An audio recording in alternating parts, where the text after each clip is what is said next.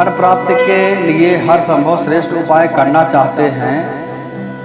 धन प्राप्ति और धन संचय के लिए पुराणों में वर्णित कनकधारा यंत्र एवं स्तोत्र चमत्कारिक रूप से लाभ प्रदान करते हैं। इस यंत्र की विशेषता भी यही है कि यह किसी भी प्रकार की विशेष माला, जाप, पूजन, विधि विधान की मांग नहीं करता, बल्कि सिर्फ दिन में एक बार इसको पढ़ना ही पर्याप्त है।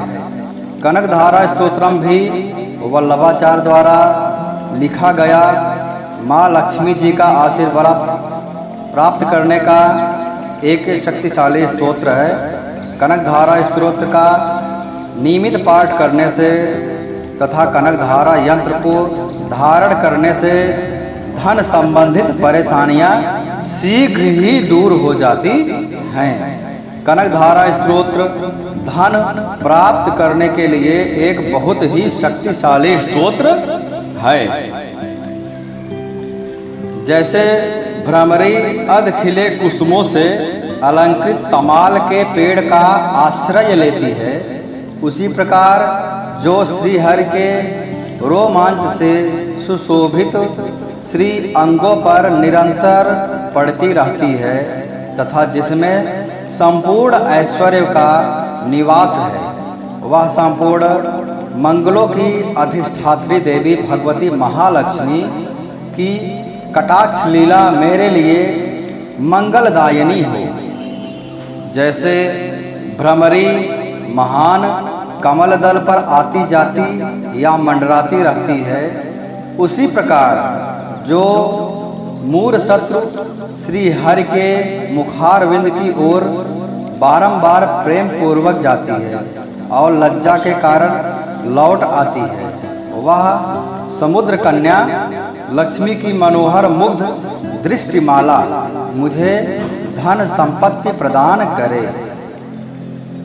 जो संपूर्ण देवताओं के आधिपति इंद्र के पद का वैभव विलास देने में समर्थ है, मुरारी श्री हरि को भी अधिकाधिक आनंद प्रदान करने वाली है तथा जो नील कमल के भीतरी भाग के समान मनोहर जान पड़ती है, वह लक्ष्मी जी के अध खुले नयनों की दृष्टि क्षण भर के लिए मुझ पर भी थोड़ी सी अवश्य पड़े। शेषशायी भगवान विष्णु की धर्मपत्नी श्री लक्ष्मी जी का वह नेत्र हमें ऐश्वर्य प्रदान करने वाला हो, जिसकी पुतली तथा भाव प्रेमवश हो अधखुले किंतु साथ ही निर्निमेष नयनों से देखने वाला आनंद कंद श्री मुकुंद को अपने निकट पाकर कुछ तिरछी हो जाती है। जो भगवान मधुसूदन के कौस्तुभ मणि मंडित वक्षस्थल में इंद्र नीलमयी हरावली से सुशोभित होती है तथा उनके भी मन में प्रेम का संचार करने वाली है, वह कमल कुंज वासिनी कमला की कटाक्ष माला मेरा कल्याण करे। जैसे मेघों की घटा में बिजली चमकती है, उसी प्रकार जो कैटभ शत्रु श्री विष्णु के काली मेघमाला के समान श्याम सुंदर वक्षस्थल पर प्रकाशित होती है, जिन्होंने अपने आविर्भाव से भृगुवंश को आनंदित किया है तथा जो समस्त लोकों की जननी है, उन भगवती लक्ष्मी की पूजनीय मूर्ति मुझे कल्याण प्रदान करे। समुद्र कन्या कमला की वह मंद अलस मंथर और अर्धोन्मीलित दृष्टि, जिसके प्रभाव से कामदेव ने मंगलमय भगवान मधुसूदन के हृदय में प्रथम बार स्थान प्रदान किया था, यहाँ मुझ पर पड़े। भगवान नारायण की प्रेयसी लक्ष्मी का नेत्र रूपी मेघ दया रूपी अनुकूल पवन से प्रेरित हो दुष्कर्म रूपी घाम को चिरकाल के लिए दूर हटाकर विषाद में पड़े हुए मुझ दीन रूपी चातक पर धन रूपी जलधारा की वृष्टि करे।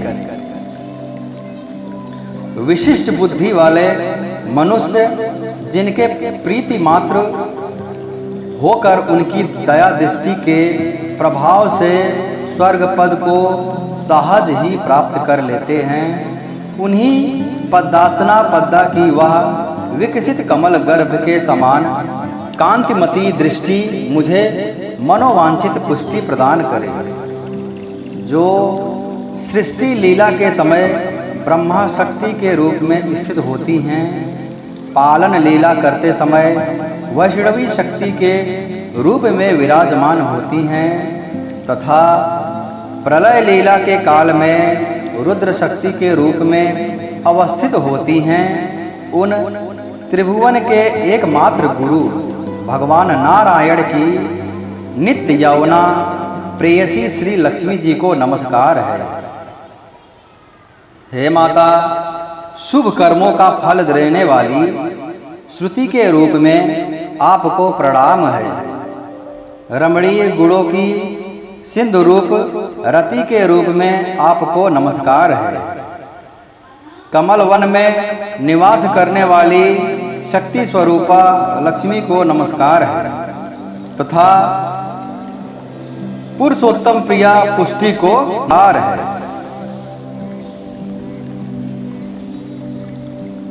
कमल वदना कमला को नमस्कार है।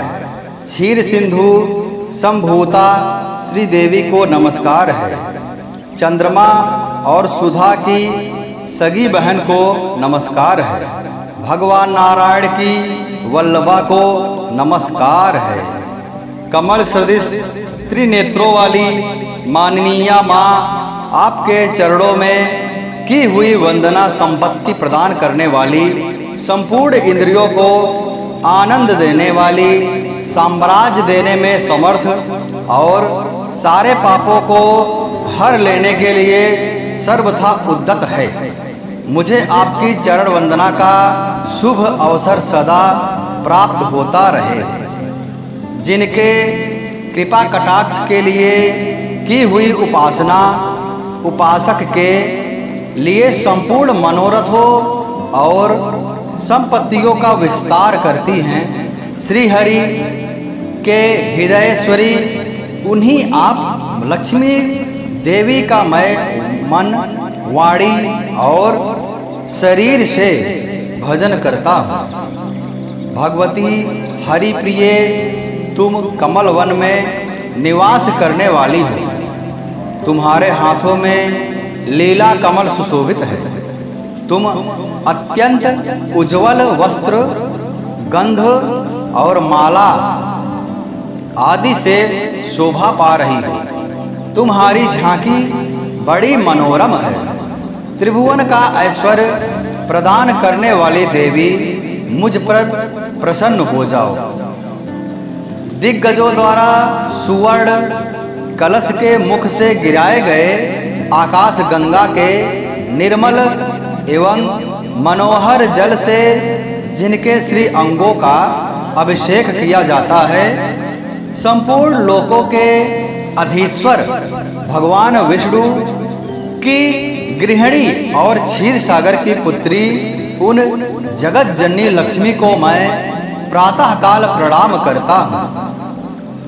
कमल नयन केशव की कमनी कामिनी कमले, मैं अकिंचन दीनहीन मनुष्यों में अग्रगण्य हूँ। अतएव तुम्हारी कृपा का स्वाभाविक पात्र, तुम उमड़ती हुई करुणा की बाढ़ की तरल तरंगों के समान कटाक्षों द्वारा मेरी ओर देखो। जो लोग इन स्तुतियों द्वारा प्रतिदिन वेद त्रयी स्वरूपा त्रिभुवन जननी भगवती लक्ष्मी की स्तुति करते हैं, वे इस भूतल पर महान गुणवान और अत्यंत सौभाग्यशाली होते हैं तथा विद्वान पुरुष भी उनके मनोभाव को जानने के लिए उत्सुक रहते हैं।